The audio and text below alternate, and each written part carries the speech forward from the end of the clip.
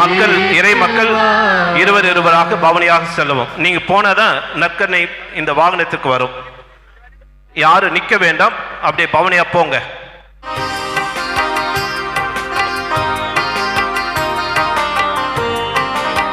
பொறுப்பாளர்கள் இருவர். ஒரு பாடல் உனக்காக நான் பாடுவேன்,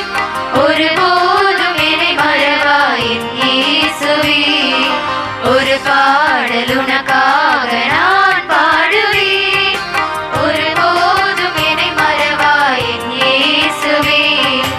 தாயாக நீ இருந்து என்னை காப்பதால், தாயாக நீ இருந்து என்னை காப்பதால், சேயாக சுமை மறந்து தோல் சாய்கின்றேன், உன் தோல் சாய்கின்றேன்.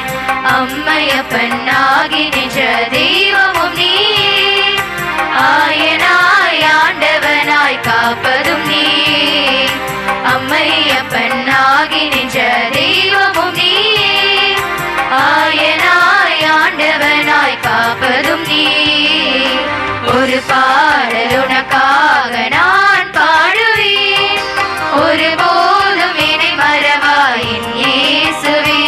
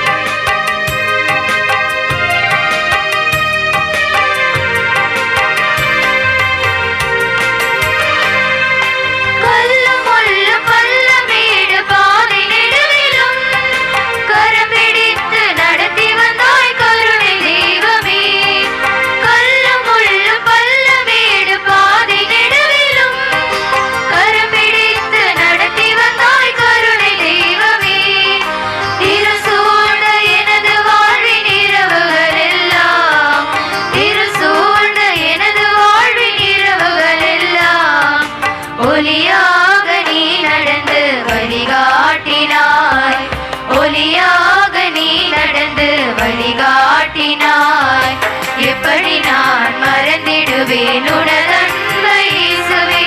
அன்பின் சிறகில் அரவணைத்த இனிய நாட்களை, எப்படி நான் மறந்திடுவேன் உனதன்பை இயேசுவே. அன்பின் சிறகில் அரவணைத்த இனிய நாட்களை, ஒரு பாடல் உனக்காக நான் பாடுவேன், ஒருபோதும் என்னை மறவாய் என் இயேசுவே.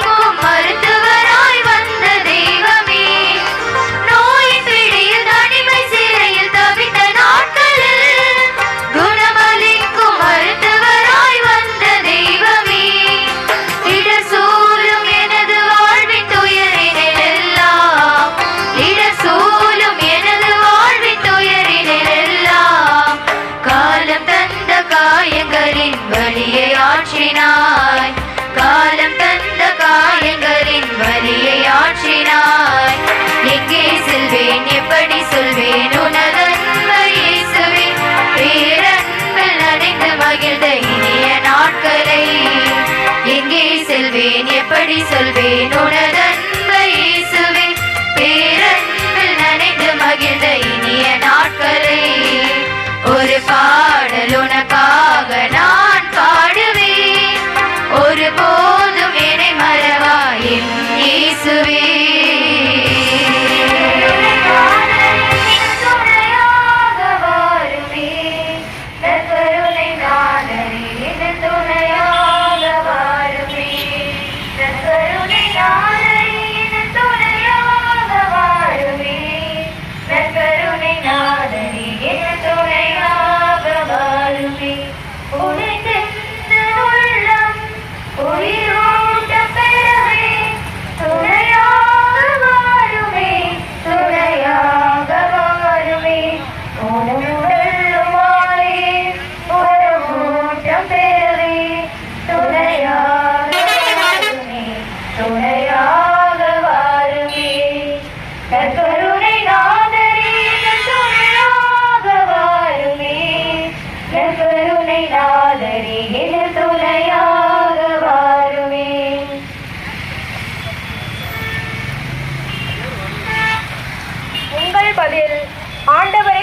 நம்புகிறோம்.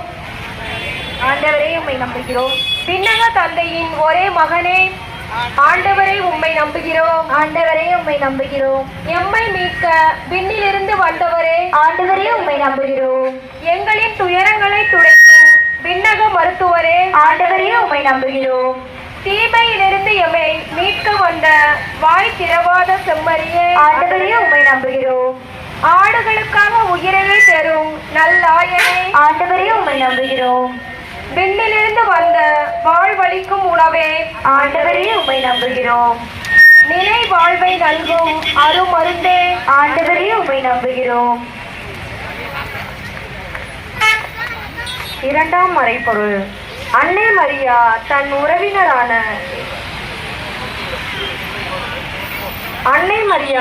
உறவினரான எலிசபெத்தை சந்தித்தது. லூக்கா 1:39.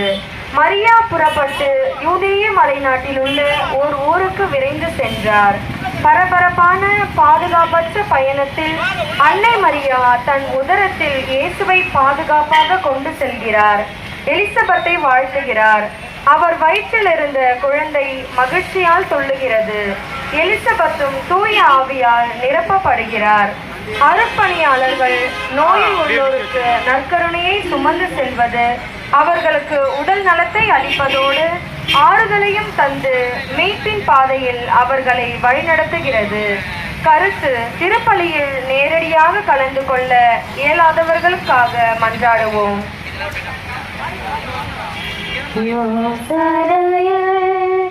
பெரியவரே ஆராதனை செயல்களிலே வல்லவரே ஆராதனை ஆராதனை ஓசானா உன்னத தேவரே ஓசானா ஓசானா ஓசானா ஓசானா உன்னத தேவரே ஓசானா ஓசானா ஓசானா கண்மணிபோல் காப்பவரே ஆராதனை ஆராதனை கருகு போல சுமப்பவரே ஆராதனை ஆராதனை ஓசானா உன்னத தேவரே ஓசானா.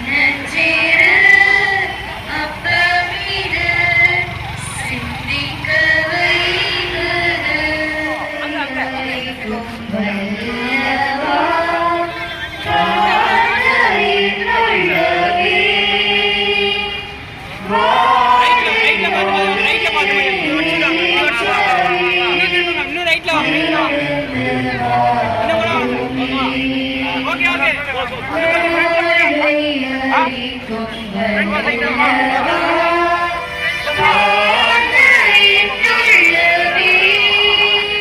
செய்தியை நாம் கேட்போம்.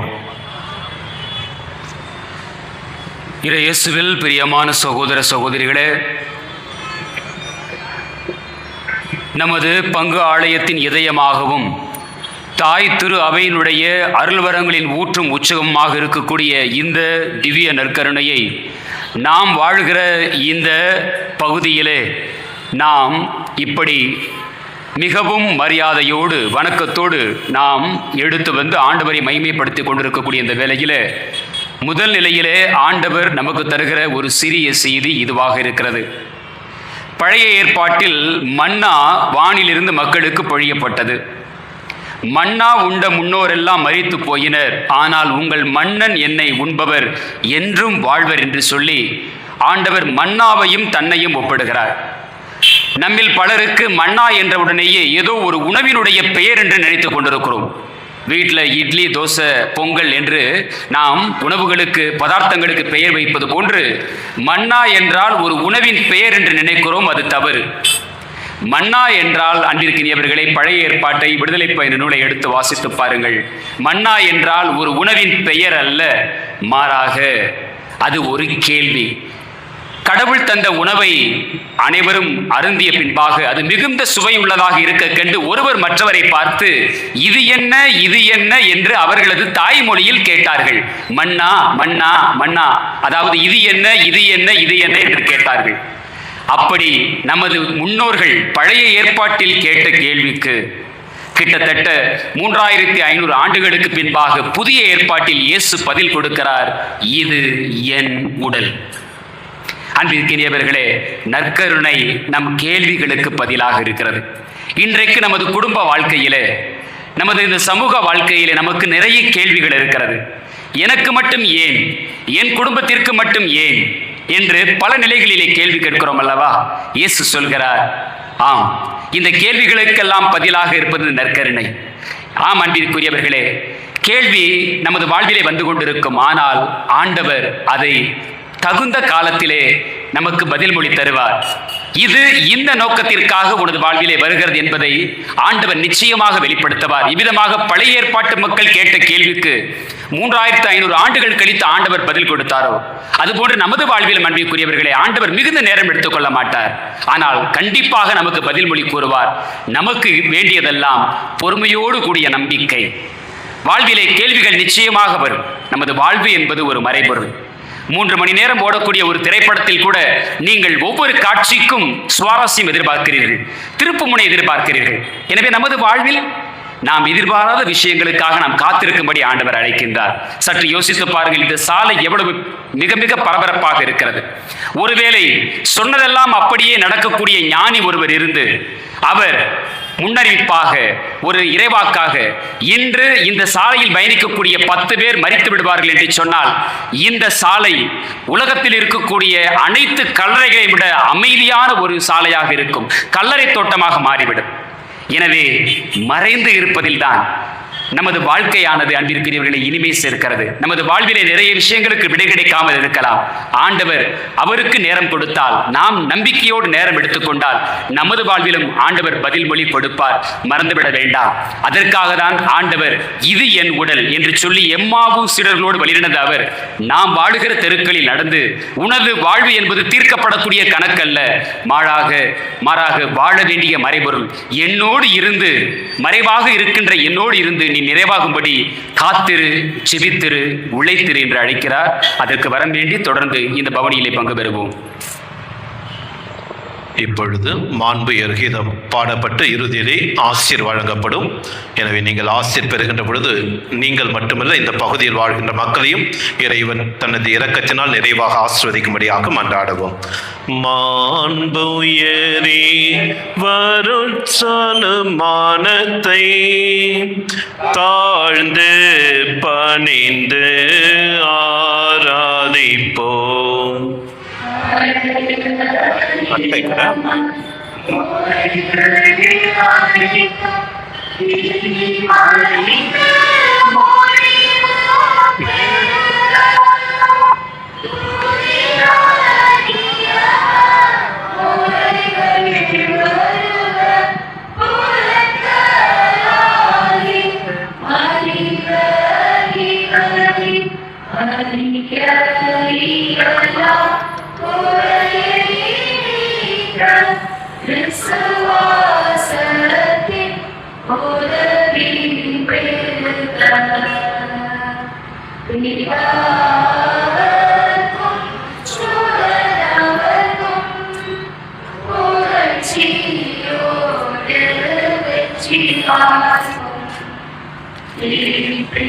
பெருமை மகிமையோடு வலிமை வாழ்ந்து யாவுமாக இருவரிடமா வருகின்றவராம் தூய ஆவி ஆனவர்க்கும் அளவில்லாத சம புகழ்ச்சி என்றுமே உண்டாகுக.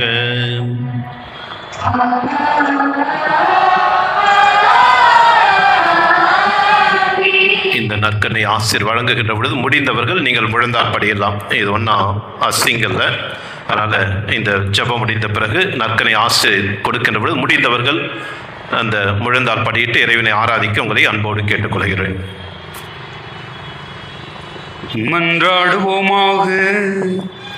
இறைவா, இந்த வியப்புக்குரிய திருவருட்சாதனத்திலே உம்முடைய திருப்பாடுகளின் நிறைவை எங்களுக்கு விட்டு சென்றி உமது திருவுடல் திருரத்தம் இவற்றின் மறைபொருளை வணங்கும் நாங்கள் உமது மீட்பின் பலனை இடைவிடாமல் அனுபவிக்க அருள் புரியுமாறு உம்மை மன்றாடுகிறோம். என்றென்றும் வாழ்ந்து ஆட்சி செய்கின்றவர் நீரே.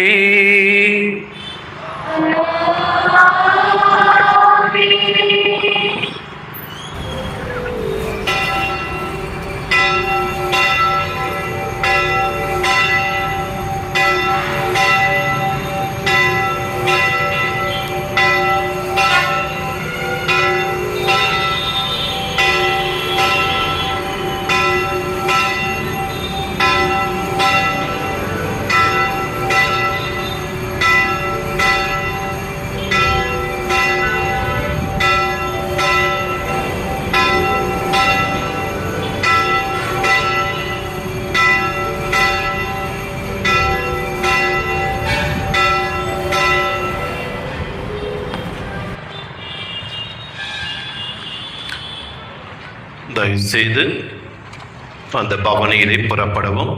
2 வரிசையில் போனீங்கன்னா கொஞ்சம் சீக்கிரம் போகலாம். நடுவில் இடம் விட்டு செல்லவும். அப்பொழுது 2 வாகனங்களும் நடுவில் வருவதற்கு வசதியாக இருக்கும். பாடகர் குழுவினரும் திவ்ய நற்கனையும் நடுவிலே வருவதற்கு வசதியாக இருக்கும். நல்ல தாராளமாக 2 வரிசையில் போங்க. பாடல்களை பாடவும் ஆரம்பிக்கும்.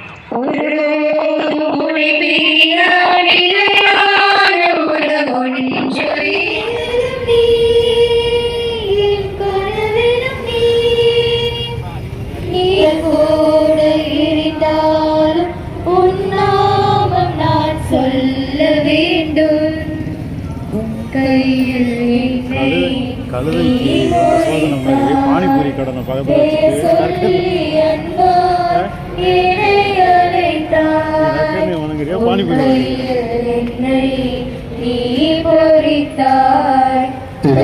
இறை மக்கள் இடைவெளி இல்லாமல் செல்லவும். சீக்கிரம் வாங்க, விரைவாக நடக்க வேண்டும்.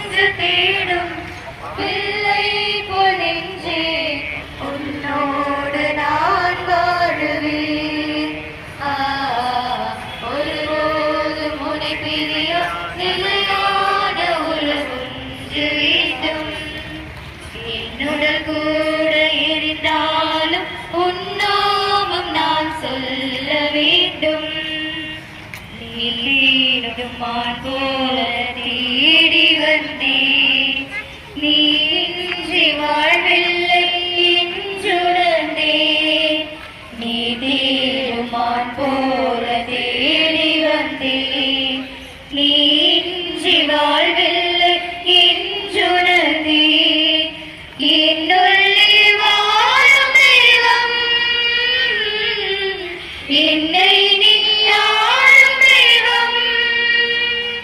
என்னுள்ளே வாழும் தெய்வம்,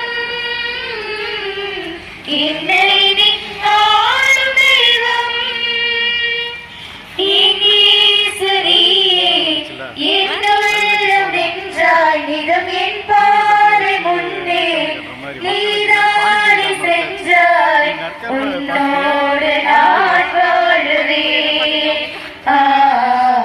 ஒருபோதும் உன்னை பிரிய நிலையான ஒரு ஒன்று வேண்டும், என்னுடன் கூட இருந்தாலும் உன் நாமம் நான் சொல்ல வேண்டும். நான்காம் மறை உண்மை, இயேசுவை ஆலயத்தில் அர்ப்பணித்தல்.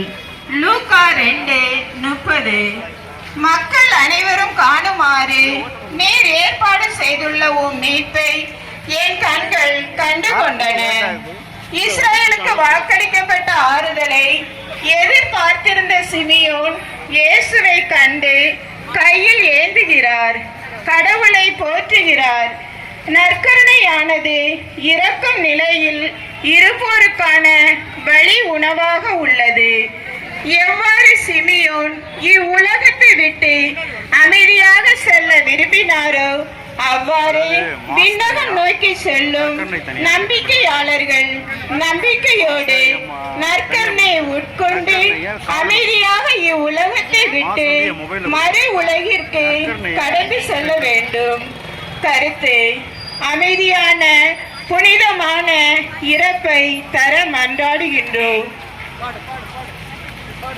வாழும் என் இயேசுவே, என்றும் என்னோடு உறவாடவே, நீரென்று ஒன்றில்லையே, இங்கு நீதானே என் எல்லையே.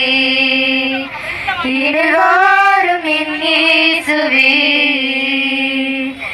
என் நெஞ்ச வீட்டினில் என் இன்ப பாட்டினிலே,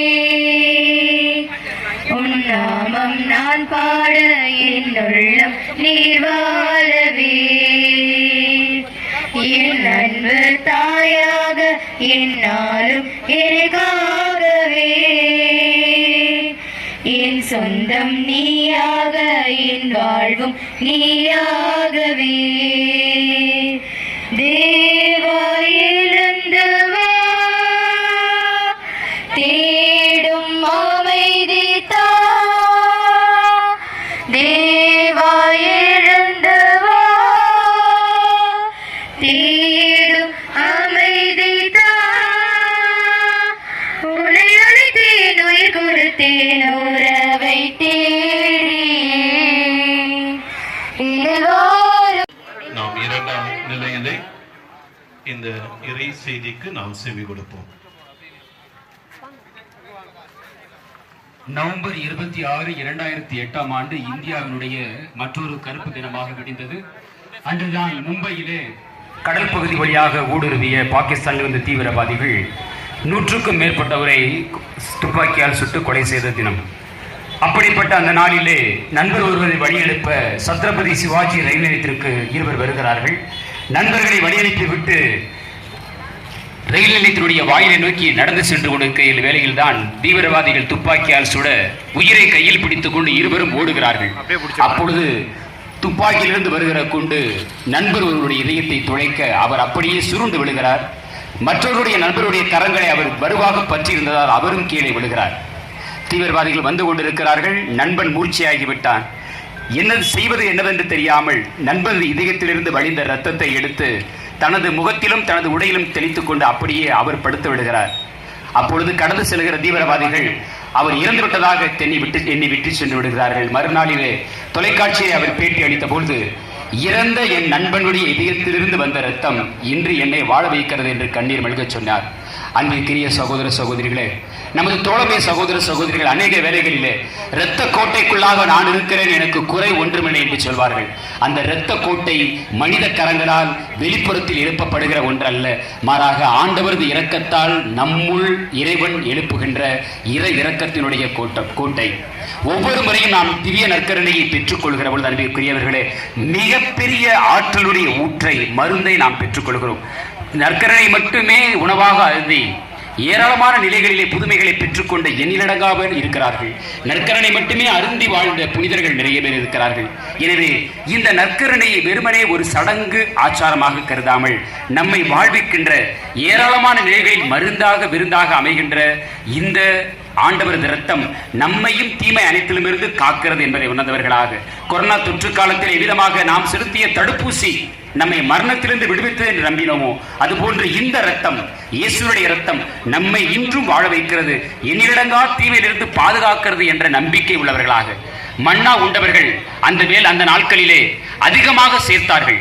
ஒரு சிலர் தேவைக்கு மட்டுமே சேர்த்தார்கள். விவிலியம் சொல்லுகிறது, அதிகமாக சேர்த்தவர்களுக்கு மிஞ்சியது ஒன்றுமில்லை, குறைவாக சேர்த்தவர்களுக்கு குறைந்து போனது ஒன்றுமில்லை என்று சொல்கிறது. ஆம் அன்பிற்குரியவர்களே, வாழ்வினுடைய நிறைவும் குறைவும் நம்மிடம் இருப்பதை பொறுத்தல்ல, நாம் இறைவனோடு இருக்கிறோமா, இறைவன் நம்மோடு இருக்கிறாரா என்பதை பொறுத்துதான் இருக்கிறது என்பதை உணர்ந்தவர்களாக, இயேசுவினுடைய இரத்தம் ஜெயம் என்பதை உணர்ந்தவர்களாக, எவ்வளவு தூரம் முடியுமோ ஞாயிற்றுக்கிழமை மட்டுமல்ல வார நாட்களிலும் எப்பொழுதெல்லாம் திருப்பலியை கண்டு நாம் திவ்ய நற்கரனை ஏற்றுக்கொள்கிறோமோ அப்பொழுதெல்லாம் இரத்த கோட்டைக்குள்ளாக நாம் வைத்து பாதுகாக்கப்படுகிறோம், தோளில் சுமந்து பாதுகாக்கப்படுகிறோம் என்பதை உணர்ந்தவர்களாக நாம் வாழும்படிக்கு திவ்ய நற்கரணியை அடிக்கடி ஆராதிப்பவர்களாக, திருப்பலியிலே அடிக்கடி பங்கு கொண்டு இறை வரங்களை பெற்றுக்கொள்ளக்கூடிய மக்களாக வாழும்படிக்கு நற்கரணை ஆண்டவரை ஆராதித்த வண்ணம் தொடர்ந்து நாம் முன்னேறுவோம். மாண்புயர் கீதம் பாடவும்.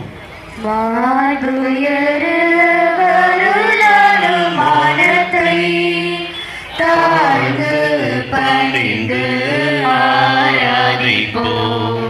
பழைய நியம முறைகள் அனைத்தும் இனி மறைந்து முடிவு பெறுக. புதிய நியம முறைகள் வருக. புலன்களாலே மனித அறிய இயலாம் குறை நீக்க விசுவாசத்தின் உதவி பெறுக.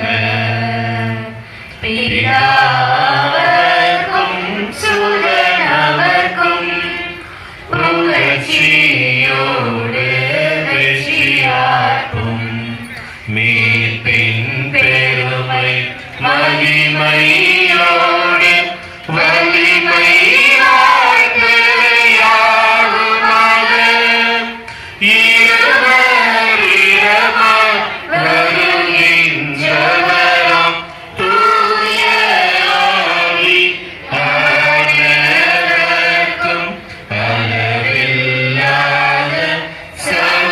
சமத்துவச்சி என்றுமே உண்டாகுக.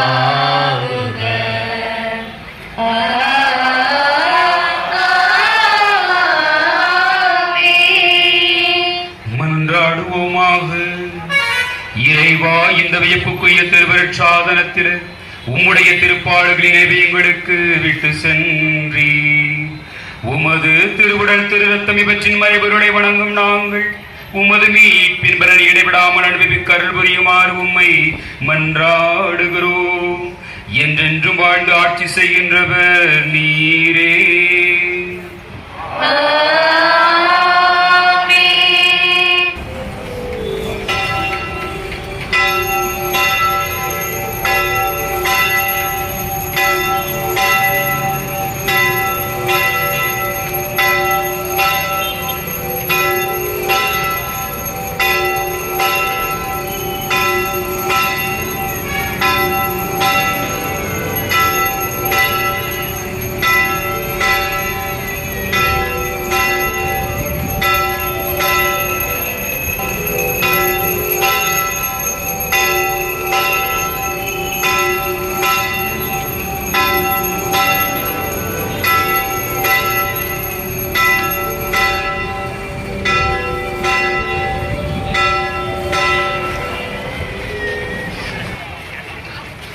குழுவினர் பாடலை பாடி மெதுவாக செல்லும். ஆலயத்துக்கு செல்லும். விரைவாக செல்லும். நோருங்கொண்ட நெஞ்சத்தை இயேசு அழைக்கின்றார். நெஞ்சத்திலே தூய்மையுண்டோ கொஞ்சம் ஃபாஸ்டா போயிடுங்க. ஈசு வருகின்றார். நூலுங்கொண்ட நெஞ்சத்தை ஈசு அழைக்கின்றார். வருந்தி சுமக்கும் பாவம் நம்மை கொடிய இருளில் சேர்க்கும்.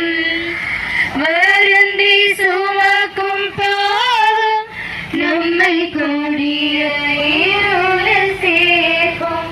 வேத பாவம் இனி போதும், செய்த பாவம் இனி காட்சி வாழ்வினூச்சி இறைவாயின் உள்ளம் வருவார். இன்னுயிரின் உணவே என் வாழ்வின் வழியே தலைவாணி உன்னை தருவார். என் வாழ்வும் என் வளமும் எல்லாமும் நீதானே. இறைவா தலைவா அன்பினை பொழிவாய். என் சுவாச காட்சி என் வாழ்வின் ஊச்சி இறைவாயின் உள்ளம் வருவாய். என் உயிரின் உணவே என் வாழ்வின் வழி தலைவாய் உன்னை தருவாய்.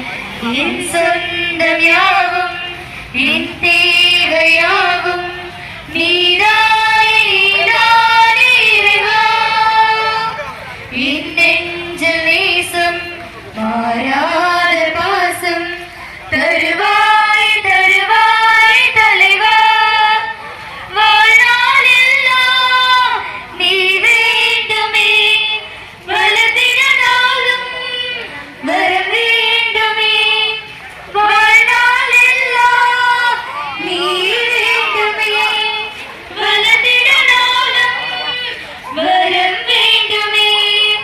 வாழ்வாய் வழியாய் நிறைந்திட வருவாய். என் சுவாச காட்சி என் வாழ்வின் ஊற்றி இறைவாயின் உள்ளம் வருவாய். என் உயிரின் உணவே என் வாழ்வின் வழியே தலைவாணி உன்னை தருவாய். என் வாழ்வும் என் வளமும் எல்லாமே நீதானே. இறைவா தலைவா அன்பினை பொழிவாய். என் சுவாச காட்சி என் வாழ்வின் ஊற்றி இறைவாயின் உள்ளம் வருவாய். முடிக்கும் போது ஆண்டவரே நீரே என் நம்பிக்கை. என்றென்றும் வாழும் எல்லாம் வல்ல இறைவா, எங்கள் நெருக்கடிகளிலும் ஆபத்துகளிலும் எங்கள் தஞ்சமாய் இருப்பவரே, நம்பிக்கையுடன் உம்மிடம் வேண்டுகிறோம். நோயினால் தாக்கப்பட்டோரை கருணையுடன் நோக்குவீராக. இறந்தோருக்கு முடிவில்லா அமைதி வழங்குவீராக. அழுது புலம்புவோருக்கு ஆற்றலும், நோயுற்றோருக்கு நலமும், இறக்கும் நிலையில் இருப்போருக்கு அமைதியும், நல பணியாளர்களுக்கு சக்தியும், எங்கள் தலைவர்களுக்கு ஞானமும், அனைவருக்கும் அன்புடன் உதவி செய்யும் துணிவையும் வழங்கியருளும். இவற்றின் விளைவாக நாங்கள் உமது புனித பெயருக்கு மகிமை தருவோமாக. ஆமென். கருணையிலே இருப்பவரே ஆராதனை புரிவோம். மருகினிலே வருபவரே ஆராதனை புரிவோம். கருணையிலே இருப்பவரே ஆராதனை புரிவோம். மருகினிலே வருபவரே ஆராதனை புரிவோம். வருக வருக என்று அழைக்கும் மனதில் வந்து அமர்ந்து அமர்ந்து அன்பை பொழிபவரே. நினைவு முழுதும் அன்பில் நனைந்து நனைந்து உம்மை முழுதும் இணைந்திருக்க அழைப்பவரே. வருக வருக என்று அழைக்கும் மனதில் வந்து அமர்ந்து அமர்ந்து அன்பை பொழிபவரே, நினைவு முழுதும் அன்பில் நனைந்து நனைந்து உம்மில் முழுதும் இணைந்திருக்க அழைப்பவரே, உமது அருகில் இருந்தால் கவலை மனதில் இல்லை, உமது அருகில் இருந்தால் மனது மகிழ்ந்து துள்ளுதே. நற்கருணையே பெறுபவரே, ஆராதனை புரிவோம். எம் அருகினிலே வருபவரே, ஆராதனை புரிவோம். உருகி உருகி நிதம் உனக்கென எரிந்திடும் மெழுகு திரிகள் என ஒளிதிடுவோம். மலர்ந்து மலர்ந்து ஒன்றன் பதத்தில் இணைந்திருந்து மணக்கும் மலர்கள் என அலங்கரிப்போம். உருகி உருகி நிதம் உனக்கென இருந்திடும் மெழுகு திரிகள் என ஒளிர்ந்திடுவோம்.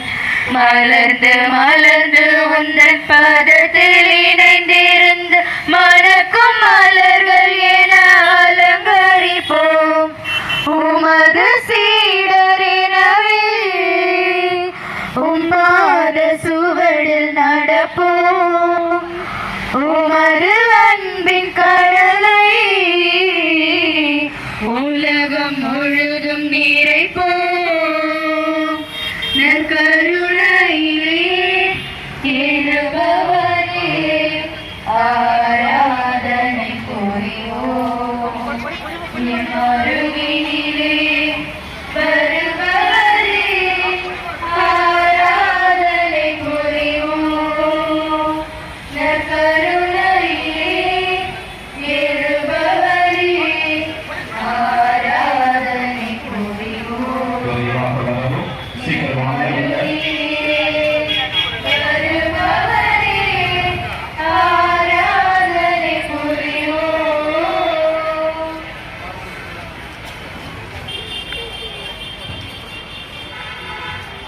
மன்றாட்டுகளை ஜெபிக்கவும்.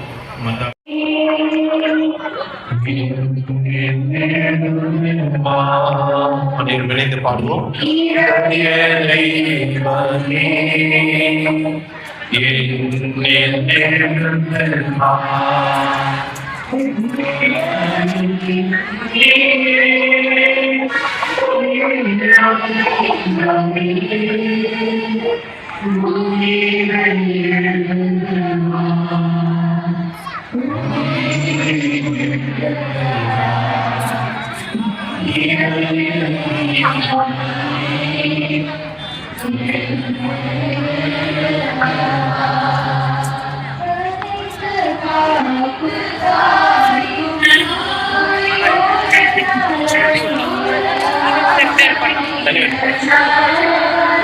போதாட்டும் போயிடும்.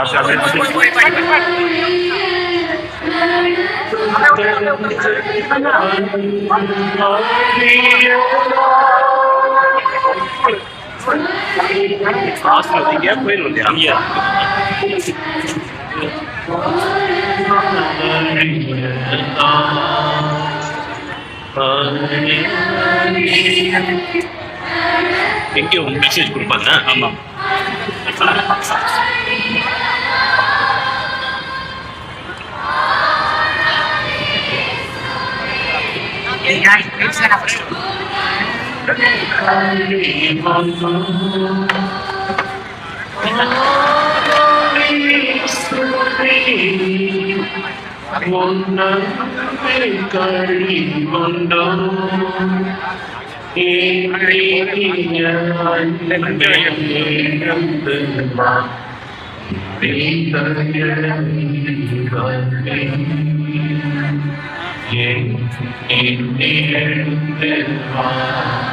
இப்பொழுது இறுதி நிலையிலே அந்த ஜபத்தையும் அந்த ஆசனத்தையும் ஜபத்தையும் பெற்றுக்கொள்வோம்.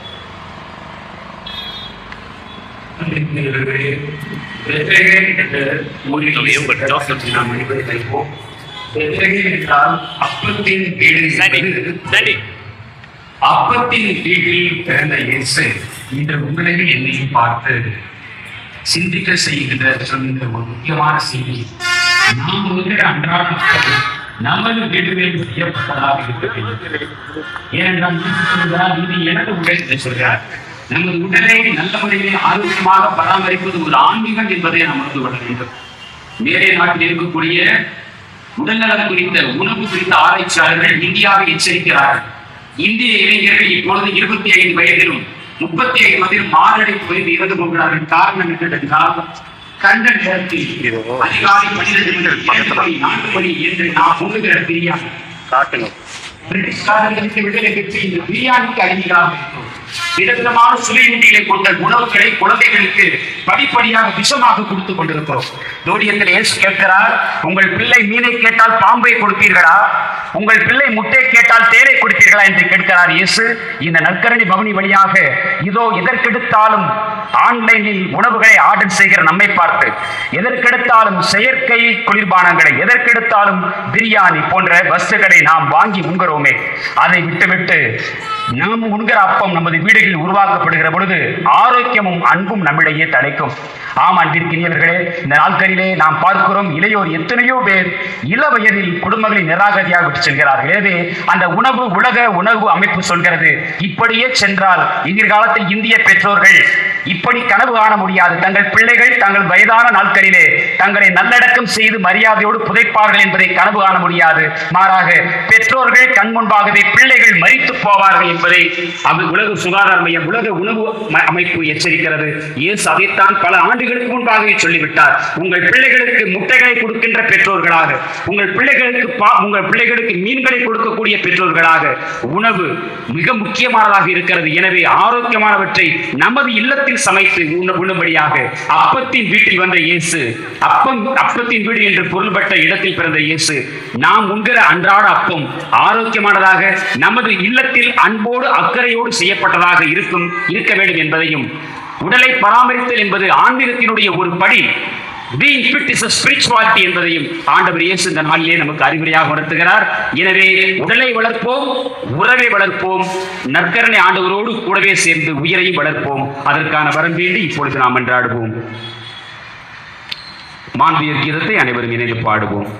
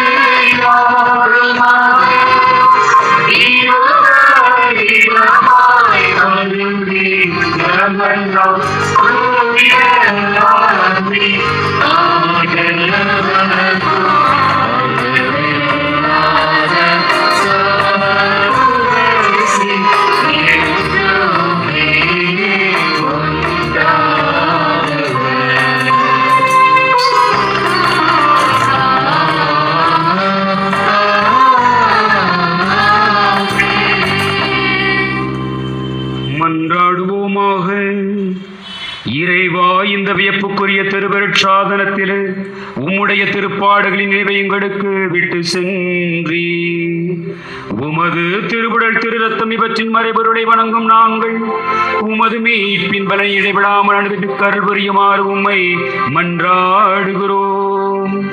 என்றென்றும் வாழ்ந்து ஆட்சி செய்கின்றவர் நீரே.